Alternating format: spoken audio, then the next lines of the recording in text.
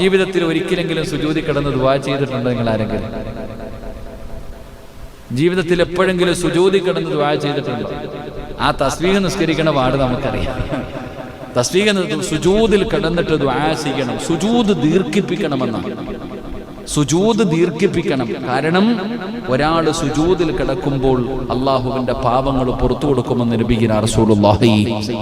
നമ്മുടെ സുജൂദിൽ ഇങ്ങനെ കിടക്കുമ്പോ നമ്മുടെ ശരീരം കൊണ്ട് നമ്മൾ ചെയ്ത പാപം മുഴുവൻ ഈ തലയുടെ മുകളിൽ വന്നിരിക്കും.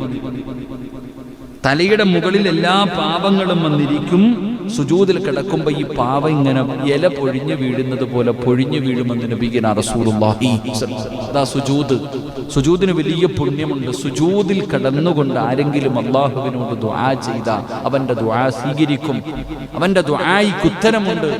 അപ്പോൾ എൻ്റെ പ്രിയപ്പെട്ട സഹോദരങ്ങൾ, അള്ളാഹുവിന് ഇഷ്ടപ്പെട്ട ഒരു കാര്യമാണ് അള്ളാഹുവിൻ്റെ മുന്നിൽ തൻ്റെ അടിമ സുജൂദ് ചെയ്യുക എന്നത്. ലോകത്ത് വേറെ ആരുടെ മുന്നിലും സുജൂദ് ചെയ്യാൻ പാടില്ല. അള്ളാഹുവിന്റെ മുന്നിൽ മാത്രമേ സുജൂദ് ചെയ്യാൻ പാടുള്ളൂ. അപ്പൊ ആ ഒരു സുജൂദ് ചെയ്യുന്നതിലൂടെ അള്ളാഹുവിന്റെ കരുണ നമുക്ക് ലഭിക്കും. നമ്മൾ ദുആ ചെയ്യ അള്ളാഹുവിനോട് ആത്മാർത്ഥമായിട്ട് എല്ലാവരും പടച്ച റബ്ബിന്റെ മുന്നിൽ സുജൂദിൽ കടന്നുകൊണ്ട് ദുആ ചെയ്യും.